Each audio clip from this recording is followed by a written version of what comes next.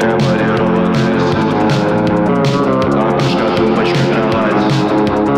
Жить тяжело и неуютно, зато уютно умирать. Эмалированное судно, окошко, тумбочка, кровать. Жить тяжело и неуютно, зато уютно умирать.